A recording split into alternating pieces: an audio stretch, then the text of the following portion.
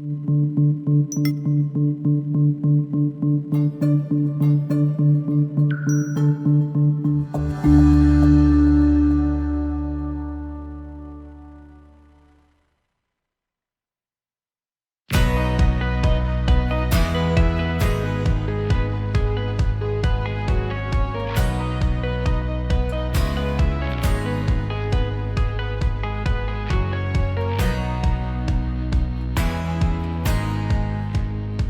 and welcome to Coffee with Claire. As you loyal fans know, we bring to you business leaders and entrepreneurs who like to give back and have fun. My guest today is Fred Zuker. Fred is the author of a series of memoirs that tell rich and inspiring stories. A career educator and academic, Dr. Zuker has worked in a number of roles in higher education, as well as being an accomplished writer of nonfiction. Please join me in welcoming Fred Zuker. Dun, dun, dun, dun, dun. Ta-da. Oh my gosh, I am so excited to have you here, Fred. I am amazed at all of the things that you have accomplished in your short time here on this planet Earth. And we were talking a little bit before you actually got on the air today about that background, and I'd love for you to share a little bit of it with our viewers. Sure. Claire, it's a pleasure to be with you. It's really something I've been looking forward to. My career in higher education spans 46 years from coast to coast. Started at Duke University, where I was a football player. I went to Duke University on a football scholarship, served 3 years in the service, came back to work at Duke. Wow. Then from there went to Tulane University, from there to Pomona College in Claremont, California. Okay. Then the University of California, Riverside, University of Dallas, 8 institutions in total. And the last one was Parker University right here in Dallas. So my career has been in higher education. Mm-hmm. I've done a lot of writing over the years. I wrote a book on college admission back in the early 70s, and that was published in 5 editions through 1991. Oh, wow. On how to get into college and the transition of students going from high school to college, and to the predictable crises that students go through as they make that transition. So I've had a great career in higher education. I've met some wonderful people. I've had a chance to teach and also to be an administrator, to be a college president. And that's always an exciting job. I bet. Any presidency can be exciting, including higher education. But I'm now retired, and I have Congratulations. begun, and thank you very much. Retirement is always a work in progress, I have found. Just sort of finding what you need to do. But one of the things I wanted to do in retirement was to write.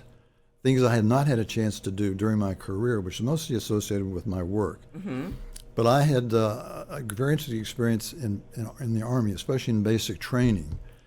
So I wanted to write about that in my 3 years in the military were very interesting to me. I did not go to Vietnam. It was during the Vietnam era, but I went to Korea for a year and a half. During the Vietnam era. Interesting.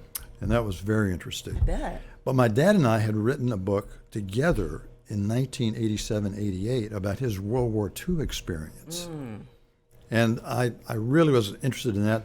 I was a history major as an undergraduate and was very interested in World War II history and world history and history of warfare in general. My dad was a bomber pilot, a B-17, B-24 pilot in Europe, in the European Theater of Operations. Flew 25 combat missions and survived. Good for him. Yay. Which not many of them did, right. Flying out of that theater of operations. Especially that many. That many, and that was a requirement. You had to fly that many before you could rotate back to the States. Oh my gosh. So, you have to put your life on the line this many times, then you get to go home. You may remember the movie Memphis Belle? That was a movie made about one of the first crews who did that, completed that mission requirement. And the drama of what that meant, considering the chances of not making it back in those days. So I said, Dad, you have a great story to tell. I mean, let's do it together. He said, no. He had surgery, and he was not a good recovering patient, as many of us are not. Okay. And I told him, I said, this would be a good therapy for you to tell your story. And what you can do is write it down, send it to me, and I'll put it in my word processor. He was not very computer literate back in 1987. He said, okay. And so he started writing it in third person. He did this, he did that. I said, Dad, no, this is a memoir. This is your story. You have to tell it how you felt it, how you lived it. Right. So we started this back and forth process. And it worked out very well. We were able to do this, and I think he was happy with what I was adding to the mix. I'm the oldest of 4 boys. Okay. My dad is a German descendant, a very staid, severe kind of guy. The parenting was for my mother. Okay. The breadwinning was for my dad. Mm-hmm. And those did not intermingle very much. So a pat on the shoulder was about as much affection I ever got from my dad. He sometimes would say, "Good game last night," about football, but that was about it. And you were doing cartwheels all night long. He actually looked at me. He spoke directly to me. Oh my gosh.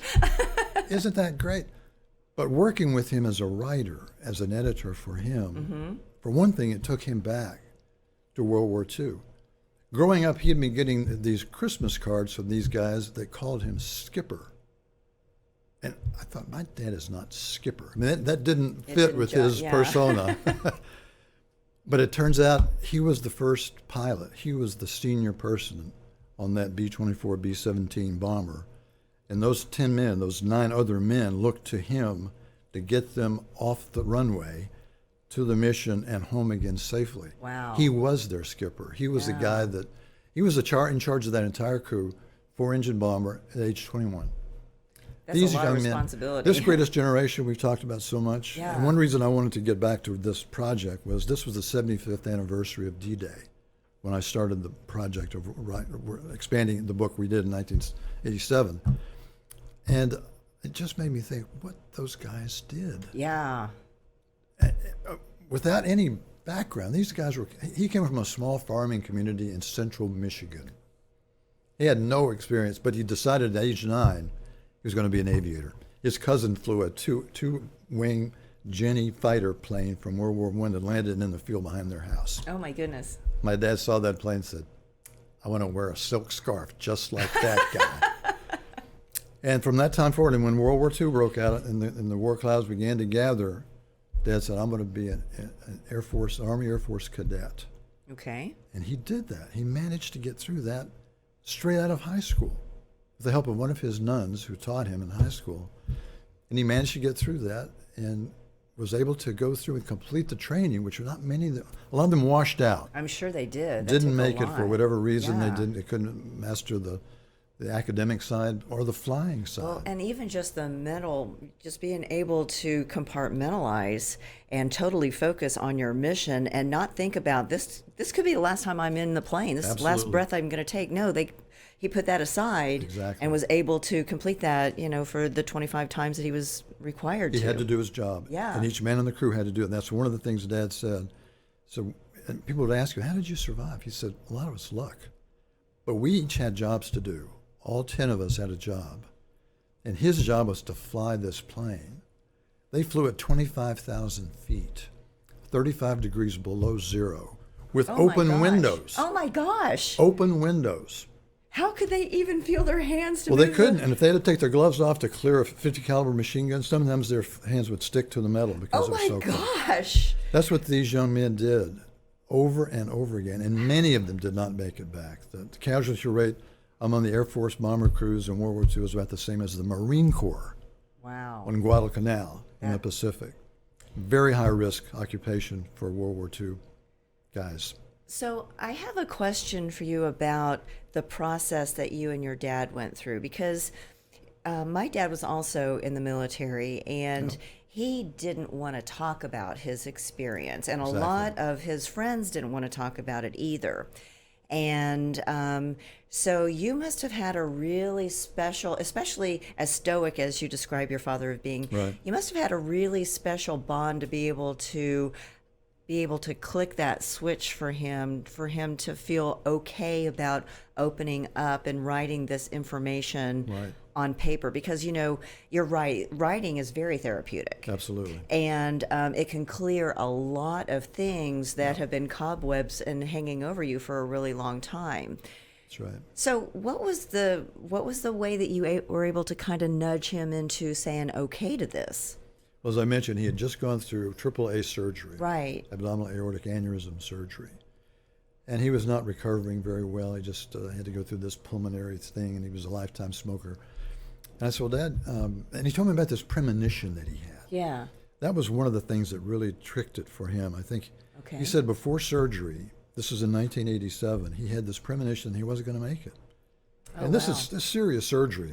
Yeah. Had to put a Dacron tube in his stomach to replace the aorta they had to take out with the aneurysm.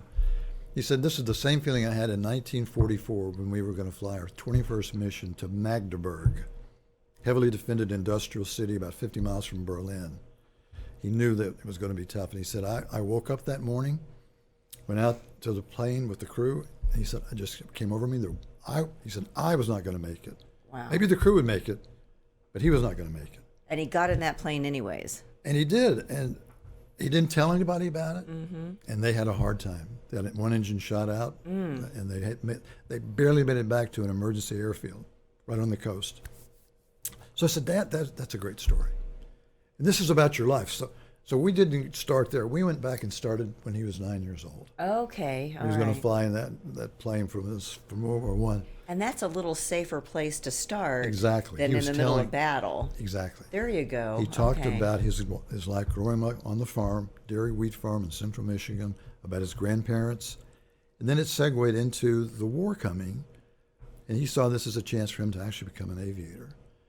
So I said, Dad, that's just a great story. Let's write that story down because your story needs to be preserved. He got into a program at the University of Tennessee where they were interviewing World War II veterans for oral history. I said, Dad, this fits right into that. And anyone who's listening who has a relative who has fought in Vietnam or fought in Afghanistan, Iraq, if they can work with them to tell their story, it's a wonderful thing because so many people don't want to talk about it Yeah. because it's so traumatic. Yes. My dad's World War II combat experiences changed him forever. He never got over it. And I don't mean that in a negative way, but it influenced his whole life. Sure. I think toward the end of his life, I think he began to wonder, why did I make it? Because his crew member buddies were dying and his friends were dying. And so much of it was just the luck of the draw. You got in that airplane and did your job knowing the odds were against you, way against you, because there was so much going on, and not just the enemy, but the plane itself could fail. You could fail. The weather in East Anglia, England, was bad most of the time. They were flying with instruments. My dad tells a story in the book about the first time he started his B-24, fully loaded for combat with ammunition and bombs and fuel. He put those Wright Cyclone 2,000 horsepower engines on full throttle with the brakes locked. He released the brakes to taxi, and it didn't move. Oh, no. It's just sitting there roaring, vibrating, and begins to creep down the runway. And you can see a line of trees down at the end of the runway, about a mile and a half away. And this plane has to get to about 115 or 20 miles an hour to lift off. Wow. And he's going down the runway, and his co-pilot's going 50, 75, 80, 85. He finally felt the controls respond, and he lifted off. He said there wasn't a sound on board with the intercom. Everybody was pulling for him. Come on, Ray, you can do it. Everybody's leaning back. And he did that over and over again. And just making the formation, getting in formation with the other planes was dangerous. They had mid-air collisions Wow. all the time. So many people that died in that war died not from necessary contact with the enemy in combat, but all the other things that could go wrong that would take your life. So it was quite a story, and he finally was able to tell the story. And the name of the book is called... The name of the book is The Dark Angel Turned Away. The Dark Angel This Turned is a picture Away. of Dad on D-Day Wow. when he was flying the B-24 before they transitioned to B-17s. And he looks like he's holding up a V like that. I think this means number 2. He flew 2 missions that day. That day? That day on D-Day. On D-Day? Yes, ma'am. He was there. My goodness. He said you could walk across the English Channel with the boats. There were so many. So of them. many. He said it was just unbelievable to see it. Well, I think it's a real treat and an honor that you got to spend this much time with your dad, to get to know him on a very different level than Right. a lot of people. And even, from your youth, your experience with him growing up, Right.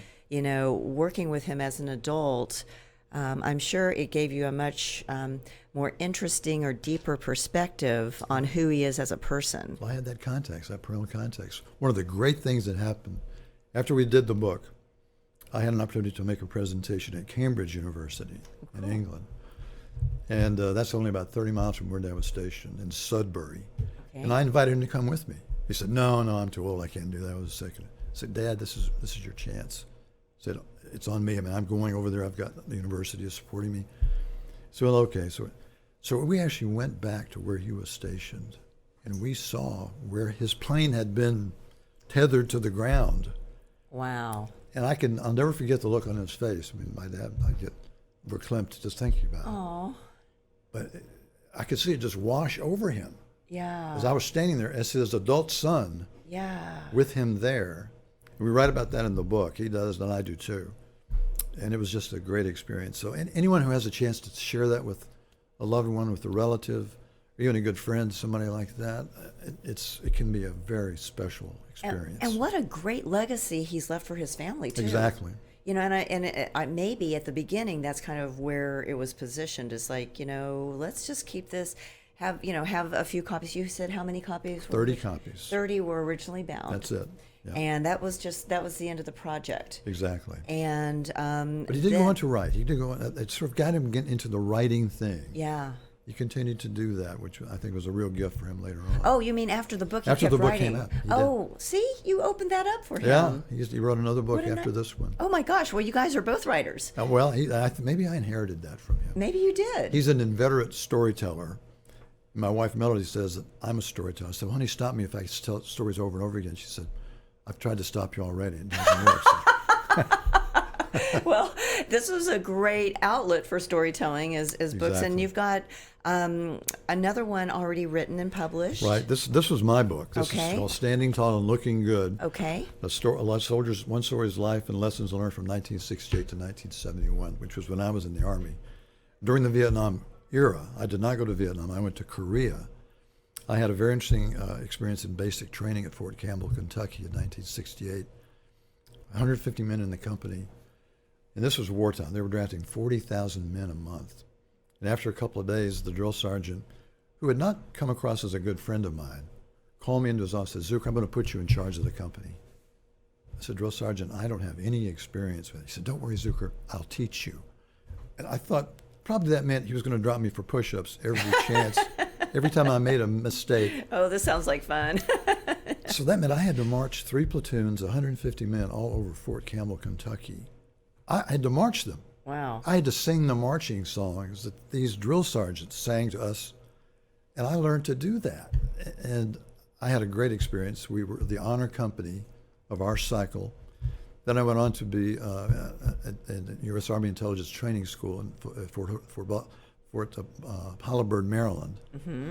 Then I went on to a year and a half in the Republic of Korea. I had a very interesting experience. I hope that my service was useful to the efforts we were making, because there were over 9 million men and women involved in the military during that time period. So Dad had World War II, the Korean veterans had their war.